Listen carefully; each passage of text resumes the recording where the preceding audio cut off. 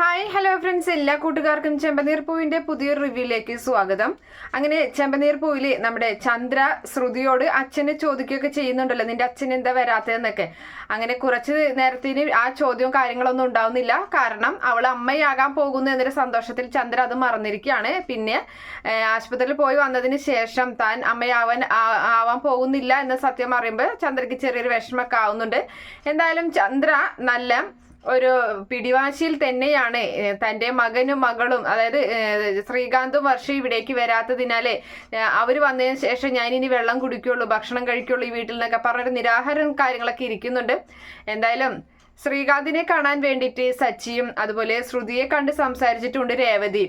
അങ്ങനെ നിൽക്കുന്ന സമയത്ത് ഭക്ഷണമൊന്നും കഴിക്കാതെ ഇരിക്കുമ്പോൾ സച്ചി ഒരു സൂത്രം ഉപയോഗിക്കുകയാണ്. സച്ചി പോയിട്ട് പുറത്തു പോയിട്ട് നല്ല സൂപ്പർ ബിരിയാണിയൊക്കെ വാങ്ങിക്കൊണ്ട് വരുന്നുണ്ട്. ബിരിയാണി ആണെങ്കിൽ നല്ല മണ്ണടിക്കുന്നത് കൊണ്ട് തന്നെ അങ്ങനെ സച്ചി അവിടെ ഡൈനിങ് ടേബിൾ അതൊക്കെ വിളമ്പി വെച്ചതിന് ശേഷം ഈ മണം കേട്ടിട്ട് ചന്ദ്രയ്ക്ക് റൂമിൽ ഇരിക്കാനേ പറ്റുന്നില്ല. അങ്ങനെ ചന്ദ്ര പതുക്കെ ഇങ്ങനെ എത്തി നോക്കുകയാണ്. ശ്രുതിക്കാണെങ്കിലും അതെ, ശ്രുതിയും അമ്മയിമ്മ ഭക്ഷണം കഴിക്കാതിരിക്കുമ്പോൾ ഞാനും കഴിക്കുന്നില്ല എന്ന് പറഞ്ഞ ശ്രുതിയും അവിടെ പോയിരിക്കായിരുന്നു. പക്ഷെ ശ്രുതി പറയുന്നുണ്ട്, അയ്യോ അതിനെന്താ നമുക്ക് കഴിക്കാം, അമ്മ കഴിക്കണേ കഴിക്കണ്ട എന്നൊക്കെ ഇങ്ങനെ പറയുന്നുണ്ട്. അങ്ങനെ പതുക്കെ ഈ ബിരിയാണിയൊക്കെ വിളമ്പിയതിന് ശേഷം നമ്മുടെ ശ്രുതിയും അതുപോലെ ചന്ദ്രയും കൂടി വന്ന് ഇരിക്കുകയാണ്. അതുപോലെ എല്ലാവരും ഒന്നിച്ചിരുന്ന് ഭക്ഷണം കഴിക്കുന്നുണ്ട്.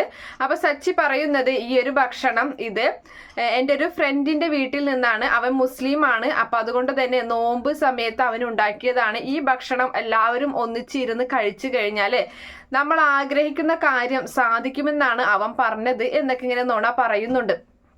എന്തായാലും ഇതൊക്കെ വിശ്വസിക്കാതിരിക്കുക. എന്തിട്ടായാലും നമ്മുടെ ചന്ദ്രയ്ക്ക് കൊതി സഹിക്കാൻ പറ്റാതെ ഭക്ഷണമൊക്കെ വന്ന് കഴിച്ചിങ്ങനെ നിൽക്കണ സമയത്താണ് രേവതി അച്ഛൻ്റെ കാര്യം, അതായത് നമ്മുടെ ശ്രുതിയുടെ അച്ഛൻ്റെ കാര്യം പെട്ടെന്ന് എടുത്തിടുന്നത്. അപ്പൊ ആ സമയത്ത് അത് ശരിയാണല്ലോ, നിന്റെ അച്ഛൻ എന്താ ഇതുവരെ വന്നില്ലല്ലോ എന്നിങ്ങനെ ചോദിക്കുന്നുണ്ട് ശ്രുതിയോടായിട്ട്. അങ്ങനെ ശ്രുതിക്ക് ആ ബിരിയാണി ഒന്നും മുഴുവനാക്കാനും പറ്റിയില്ല, ഒന്നും പറ്റിയില്ല എന്ന് പറഞ്ഞൊരു അവസ്ഥയിലാണ്. അവൾ ആകെ ടെൻഷൻ അടിച്ച് വിഷമിച്ച് അങ്ങനെ നിൽക്കുന്നുണ്ട്. അങ്ങനെ ഈ ഒരു കാര്യം ശ്രുതി ചെന്ന് തൻ്റെ കൂട്ടുകാരി മീരയോട് പറയുന്നുണ്ട്, എന്തെങ്കിലും ഒരു സൊല്യൂഷൻ കണ്ടെത്തണം, ഇല്ലെങ്കിൽ ഇത് ശരിയാവില്ല എന്ന് പറഞ്ഞിട്ട് അവർ രണ്ടുപേരും തീരുമാനിച്ച പ്രകാരം ആ മാമനുണ്ടല്ലോ, അതായത് ശ്രുതിയുടെ മാമനായി കൊച്ചച്ഛനായി അഭിനയിച്ച അയാളെ ബീരാന്, അവനെ വീണ്ടും കൊണ്ടുവരികയാണ്. എന്നിട്ട് അവൻ അവിടെ സൂപ്പർ അഭിനയൊക്കെയാണ് കാഴ്ചവെക്കുന്നത്. അവൻ പറയുന്നുണ്ട്, ഇവളുടെ അച്ഛൻ ഭയങ്കര കരച്ചിലൊക്കെ ഇങ്ങനെ കരയാണ്, അഭിനയിക്കുന്നുണ്ട്. എന്നിട്ട് പറയാണ്, ഇവളുടെ അച്ഛന് ജയിലിലാണ്, അവിടെ മലേഷ്യയിൽ ജയിലിലാണ്, ബിസിനസ്സിലെ ചെറിയൊരു പ്രശ്നം, അതായത് പാർട്ട്നേഴ്സ് ചതിച്ചു, അങ്ങനെ ജയിലിലായതാണ് എന്നൊക്കെ ഇങ്ങനെ പറഞ്ഞു. ഇങ്ങനെ അപ്പം നമ്മുടെ ശ്രുതി ആണെങ്കിൽ അതിനനുസരിച്ച് സൂപ്പർ അഭിനയം അവളും കാഴ്ചവെക്കുന്നുണ്ട്. അങ്ങനെ അവളും കരയുകയാണ്, അയ്യോ എന്നൊക്കെ പറഞ്ഞ് ഇങ്ങനെ കരയുന്നുണ്ട്. അപ്പൊ ചന്ദ്രയ്ക്കും വിഷമാവാണ്. അങ്ങനെ ആ ഒരു സിറ്റുവേഷനിൽ നിന്ന് തൽക്കാലത്തേക്ക് നമ്മുടെ ശ്രുതി രക്ഷപ്പെടുകയും ചെയ്യുന്നുണ്ട്. ഇതേ സമയത്ത് ശ്രുതിയെ തേടി മറ്റൊരു അപകടവും കൂടി അവിടെ പതിഞ്ഞിരിക്കുന്നുണ്ടായിരുന്നു. അതെന്താണെന്ന് നമുക്ക് അടുത്ത റിവ്യൂവിൽ പറയാട്ടോ. Okay friends, by, thank